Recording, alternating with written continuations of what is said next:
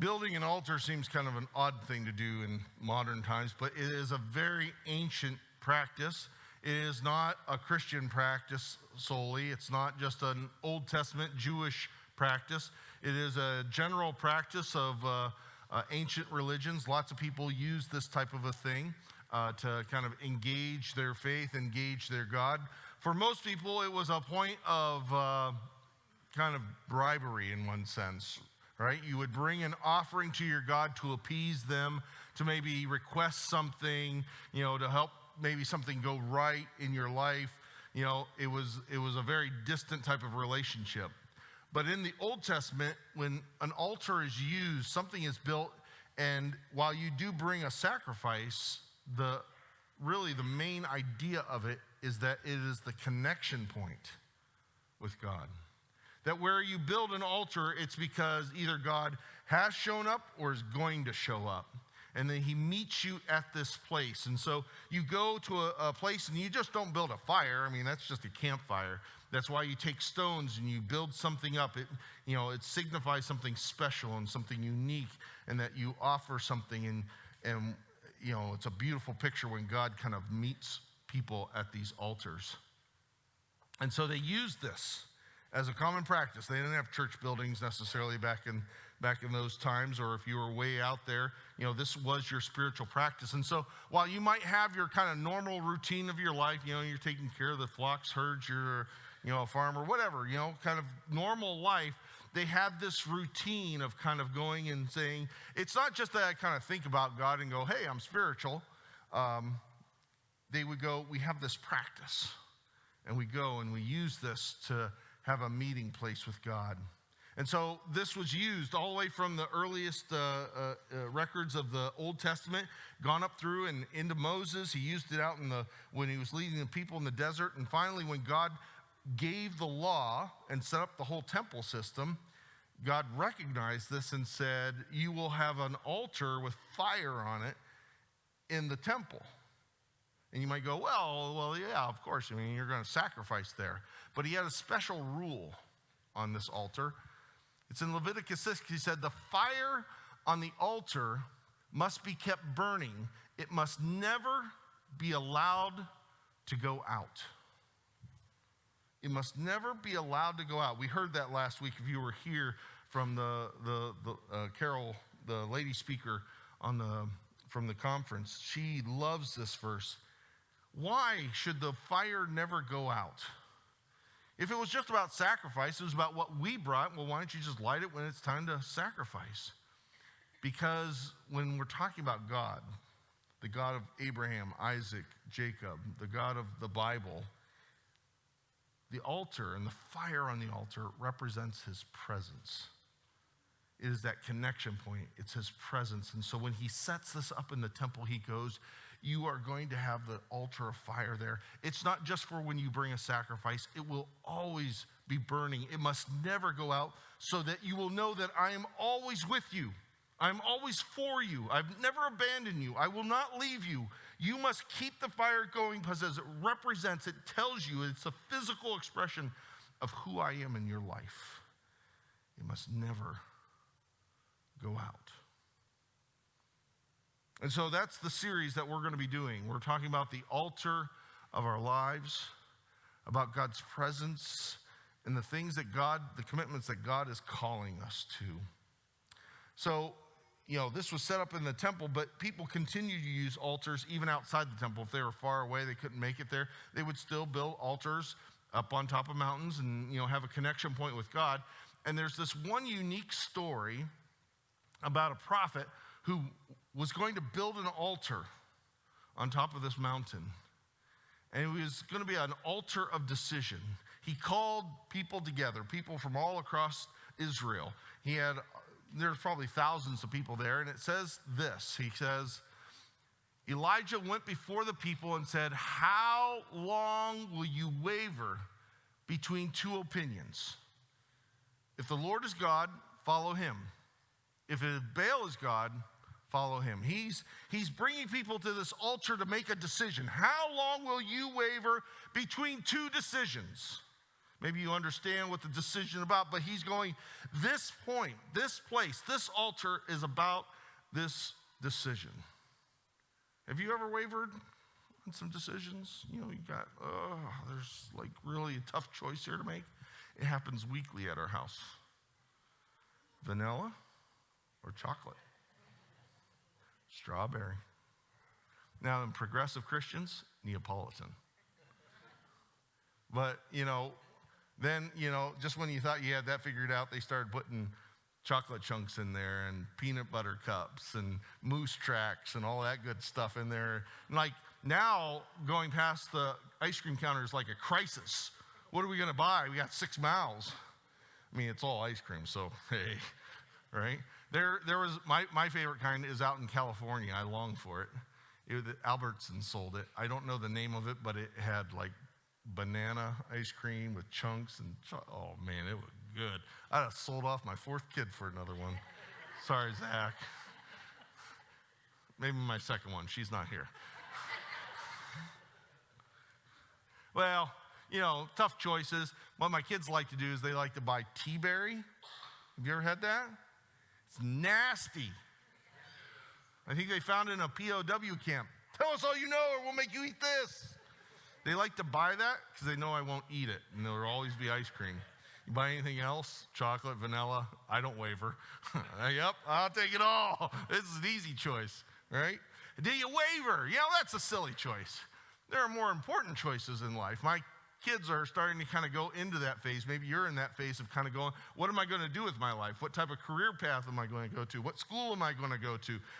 Kind of how am I going to develop my life? Those are some big choices. They kind of feel the weight of that. And, we even make movies about that, right? The Divergent series is all about this cataclysmic decision you've got to make. What are you going to do with your life? And you're being forced into it. That's all the angst of this wavering. Or you kind of start into life and you're going, well, you waver about a job because it's not just about a job. Maybe you have to move for your job. Is your family move? Is that going to be a good move? Can you move away from your extended family? What are the consequences of this? And we get into these bigger and bigger decisions, and we're trying to weigh and kind of go, man, how's this all going to work out? Or you get to the really big decision. Who am I going to marry? Right? We got the whole dating scene, but then it kind of comes down to that moment of going, how am I going to decide who's the right one to marry? Are they right? Are they not right? He kind of smells. She's kind of cranky. Whatever. Right? Not in our house. We just asked, what type of ice cream do you like? Chocolate or vanilla? No. Right? You get into that, and then you women, you like those novels, right? Those novels always come down to a girl's got to make a choice between 2 guys or something like that, and you love the whole drama. Well, he's like this and she's like that, and that's why they have The Bachelor and The Bachelorette, and they've been going on for about 50 years, right? You love the drama of the wavering. It's like that famous movie, The Notebook.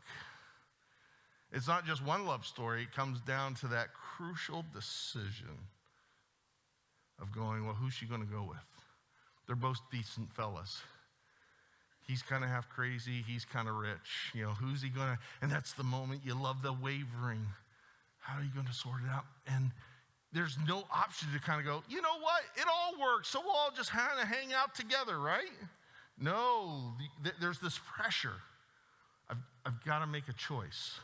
It's going to go one way or another. If I take that job and I have to move across the country, that changes everything.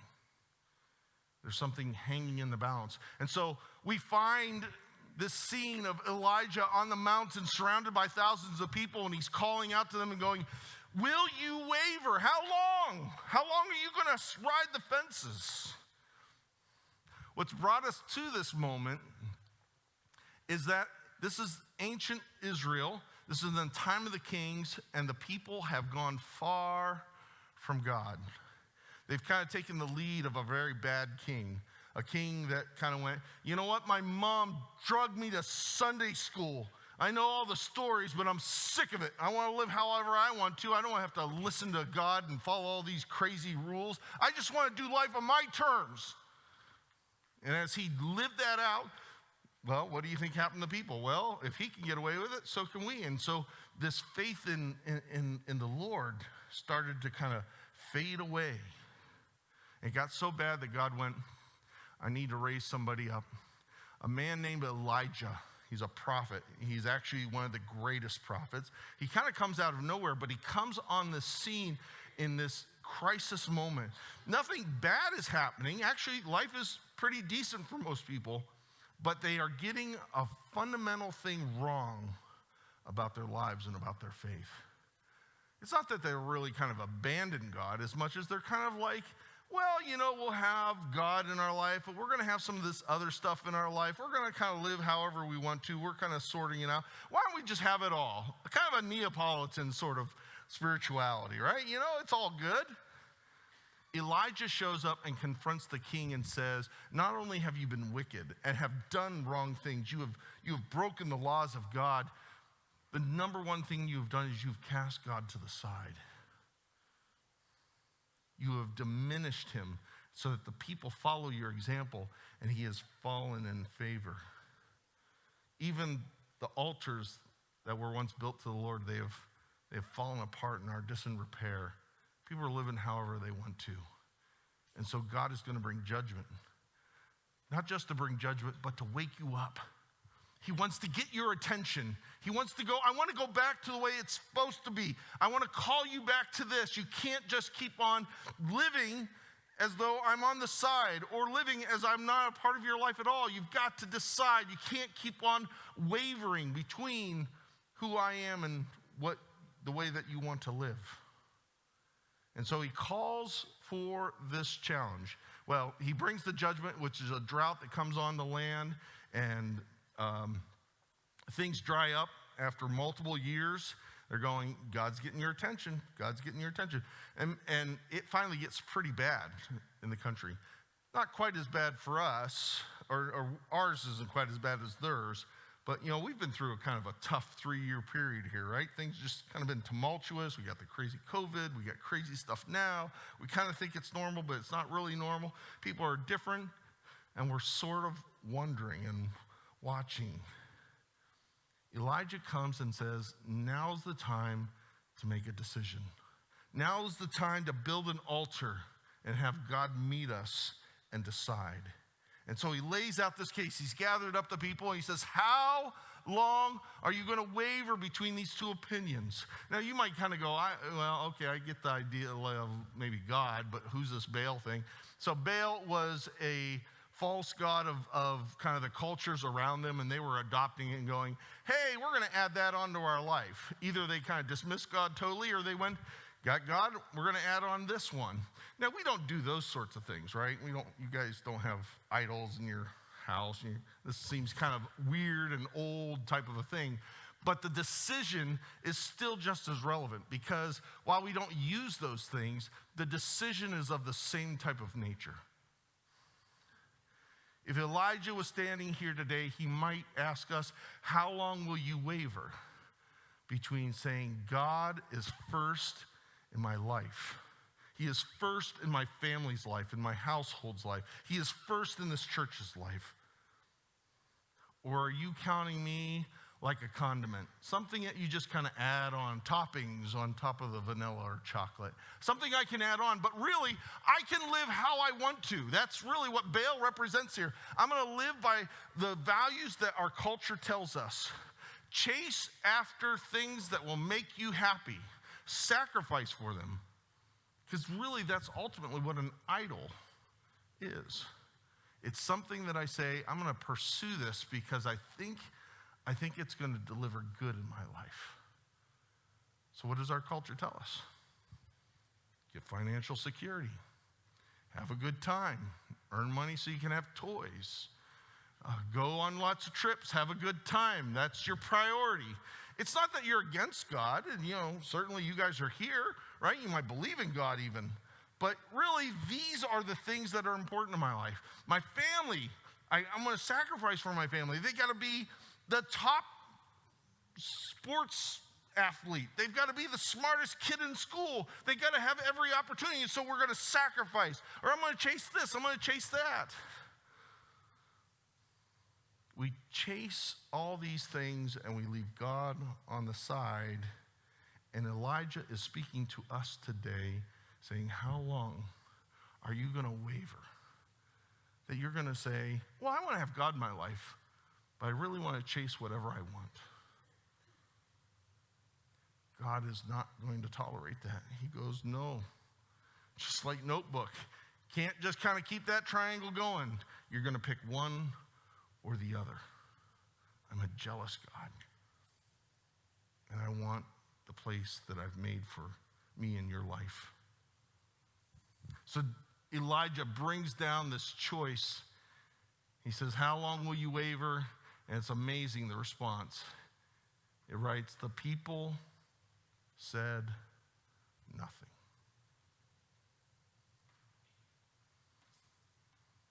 This is working it for me, isn't it? Nothing too bad's happening. I can have a little bit of God and kind of whatever I want. It's not just Elijah saying this. Really, Elijah is speaking for God of going, no. No more both ways. Either I'm the Lord of your life or I'm not. You can't have it halfway. Now, you might be someone that goes, I haven't really made a decision about God. That's fine. You're still sorting. You're still wavering. You're still kind of going, I'm trying to figure it out. Really, who I'm talking to today is anyone in this room who has said, I have accepted Christ in my life. I've received that gift of grace, that forgiveness. I want God in my life. I've invited him in. God is saying, speaking all the way from the Old Testament through the New Testament, saying, you can't have it both ways. I'm either the Lord of your life or I'm nothing at all. I've saved you. I've redeemed you because I love you. I did not give you as you deserve. And now I ask for that rightful place, that first place. We have come to that altar. Elijah says, okay, the people said nothing, so he proposes an ordeal. He says, look, okay, you get all the prophets of Baal, all the guys that say live this way, and they're going to set up an altar. I'm going to set up an altar. We're not going to bring the fire, and we're going to call on our gods, and whoever shows up wins. Kind of a trial by ordeal. I use the same type of thing in school. I called it a theology by ordeal. Two of us, if we disagreed, we'd go out back. Who came back was right. I'm still here. I won a lot. No. Right? And the people go, yeah, that's a good idea. Okay, that's how we'll sort this out. We're going to do this kind of trial thing, kind of nobody's ever done this before, but this is going to sort it out. And so he goes, you guys go first, and these 450 prophets, they build an altar, and they get the cow, and they slaughter the cow, and they got the wood, and then they start their service early in the morning. They begin with a video clip, then they have some announcements, some music, there's a nice little message, and no, they don't do any of that stuff. But they start to pray and wail and chant and dance. Here's a snapshot I took when I was there. It's from my phone camera. Right? They're putting on this big show and making all these, these people are very religious, crying on their God to come down and accept this offering that they have. So this goes on from like 9 till about noon. At noon, Jeremiah, or Ezekiel, Elijah, has 2 syllables, sounds like. Elijah starts to mock them, which is hilarious. If you've never read this, 1 Kings 18, you got to go read it. It's like a Seinfeld episode. He starts to go, I think he's busy. I think he might be indisposed, you understand? Right? He's just taunting them of going, why isn't anybody showing up? It's been for 3 hours. And so then they start to cut themselves to the point where it goes, and the blood was flowing. These people were committed. They were serious. They were very religious. This goes on to 5. Do you understand? They had an 8-hour church service. This isn't about religiosity. You can have plenty of religion. You can have plenty of commitment. But the story gave one answer, and it said, but there was no response. No one answered. No one paid attention. It was all for naught. It was nothing. Do you know how many things that we chase in life that end up nothing or empty or disappointing? Money will disappoint you. I think we've learned that over and over again since the early 2000s. Relationships are going to fail you. Children are going to fail you. You're going to fail yourself. Situations, it always kind of comes to going, I chased and I gave and I sacrificed and I thought this was going to land me somewhere. And so often it just kind of, at the end of the day, it's what do I really have? And we kind of settle for, well, I'll make the best of what I got.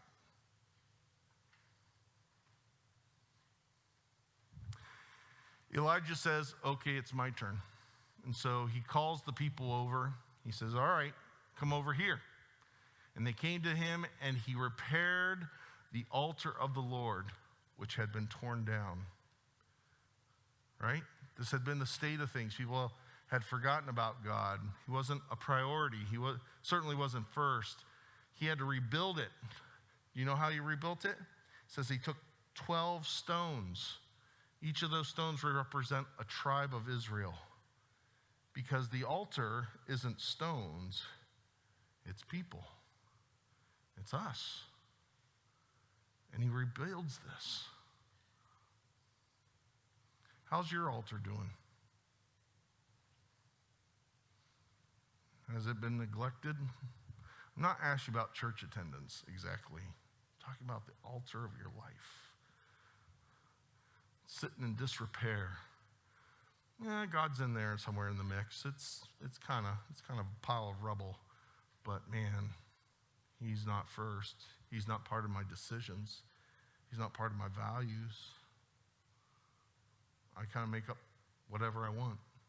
I never think about what God would want or what God says is right. I just do what I want. That's an altar in disrepair. There's no place for connection, no desire. I want to take a break here for a moment and talk with our folks online. We do online church as a gift when we couldn't meet together some years ago. We do it now as a gift for those that still can't meet for one reason or another. We've got several families with situations. We do it as a gift for those that are far off or are too afraid to come and try. We present that. It was never meant to be an excuse of convenience. We are the people of God. We are the altar of God when we gather. He is building us together. It's time to come home. It's time to get out of the pajamas. It's time to drop the convenience and say, we're going to step into what God has for us. We're going to rebuild the altar, and that's more than just me. It's us together. So come home. Rebuild the altar here. Come and get a rock. Let's be part of what God desires for us to be. He rebuilds this altar, repairs it. And he puts the wood on there. He digs this channel around it. I don't know why he does that. He digs this channel. He himself does it. He doesn't have somebody else do it. He does this hard work. You don't need a channel. That's not part of a sacrifice. And he looks at it, he steps back, and he goes, you know what we need? What would really make this thing work is a lot of water. It's a Boy Scout trick. You get things to set on fire because they're wet. Come on, folks, these are the jokes. Wake up. Yeah, no, you don't do that. And yeah, he goes, hey, why don't you get a bunch of jugs of water and let's douse this thing. They do that. He goes, that's not enough. Let's do it a second time. So they get these jars, they're dumping water on it, and now the water is like splashing down and starting to fill up the channel around it, and people are going, oh, I know now why you spent the time digging there. And they've done it twice. He's like, no, you got to do it a third time, and 3 times. I mean, this thing is saturated. It's watery. It's got a moat. It's a mess. Like, this is the absolute opposite of anything that you would go, okay, we're ready to light this thing on fire. Why would he do this crazy thing? It seems contrary to what he desires, what the whole exercise is about. It looks like he's not interested in having fire come down. Elijah does this so that it's unmistakable when God shows up. That there's no mistake. There's no way of confusion of going, you know what? It's because I kind of lit it myself, because something accidentally happened. It was a little bit dry, and so it caught on fire by itself. He goes, I want to put it in a situation where the only reason, the only justification of why this happened is because God showed up. And I want it to be clear and unmistakable. And so he saturated this thing. There's water all around it. And Elijah goes into his thing. He starts with a video clip, some announcements, but he has connection card music. No, he doesn't do any of those things. Yeah, 450 guys were doing that religious dance before. He stands alone. And he says a 30-second prayer. That's it. That's all we get here. 30-second prayer. Let's read it together. Lord, the God of Abraham, Isaac, and Israel, let it be known today that you are God in Israel, and that I am your servant and have done all these things at your command. Answer me, Lord. Answer me so that these people will know that you, Lord, are God, and that you are turning their hearts back again. That's it. No dance, no ritual, a couple sentences. But he says something so profound. God, you want to be known. And I've created an opportunity for you to show up. I've prepared an altar, not for religiosity's sake, but so that you would become real, that you would show up and prove yourself to us. That you would turn the hearts of the people back to you and get this set right. That's my prayer. That's my prayer for you. You are his people. I bear you as your pastor.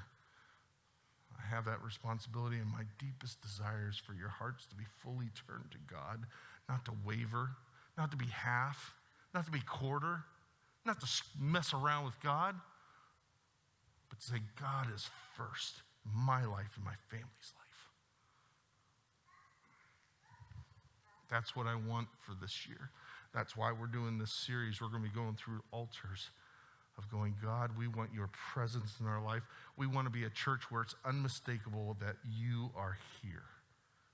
That the only way to understand our life is because you are here with us. He prays this prayer, and with moments, God responds.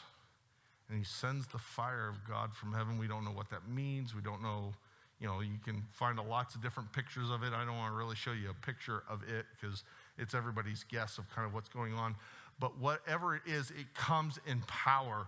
It comes down and it says it not only consumed the sacrifice, it consumed the stones. It licked up the water all around it. It didn't just dry it up. I like how it literally says it. It licked up the water. It just it saw everything and consumed it all. And then it went and took all of the sacrifice that was made for the other people.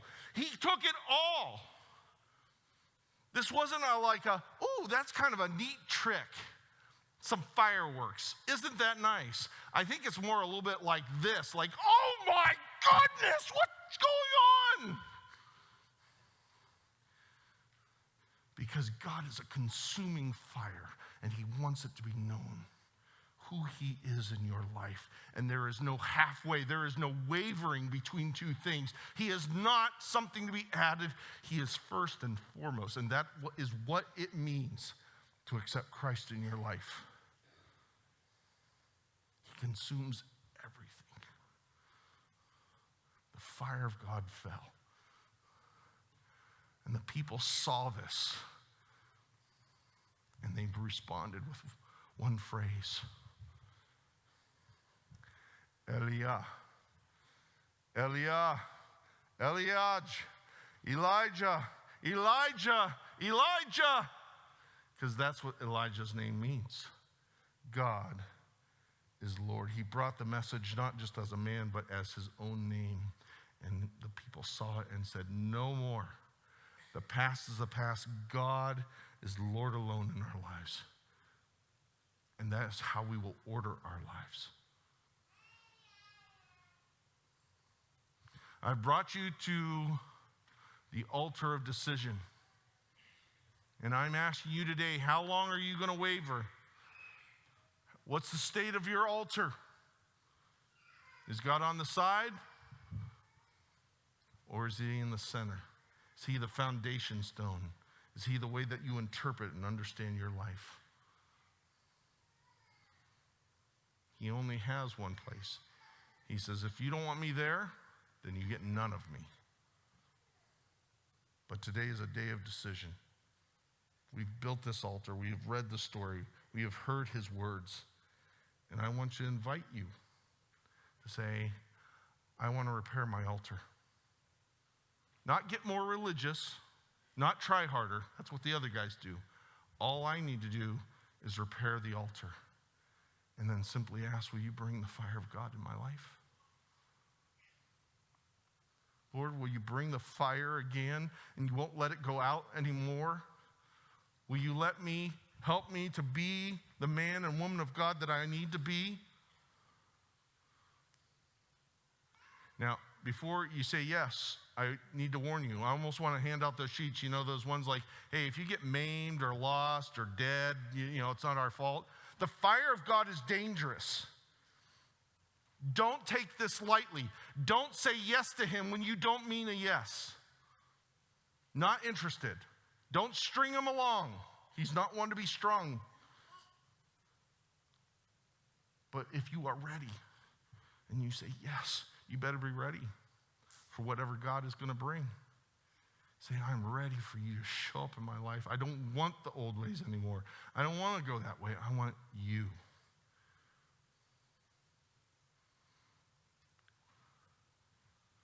So I'm going to offer you a decision today. If you would like to say yes to this, just stand where you are. This is not about what people around you. This is not so that I can see, but you need to state it out in real life. You need to build the altar. You stand on your feet and say, yes, today, Lord, I want your fire in my life. Help me rebuild the altar.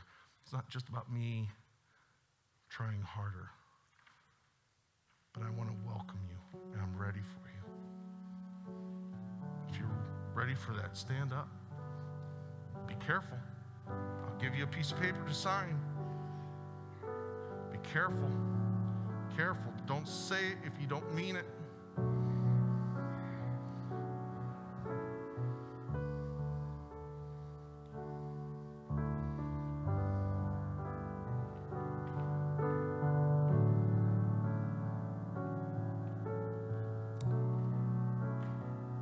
Lord, you have brought us to this decision, this altar of decision. And Holy Spirit, I pray that you are working in each of these people, that they hear your voice, not just mine, that they sense your call. Lord, we want the fire of God to come into our lives, whatever that means. Whatever might be consumed, it's okay as long as we get you. We want you first and foremost in our lives. Help us to reset the foundations, to rebuild the altars.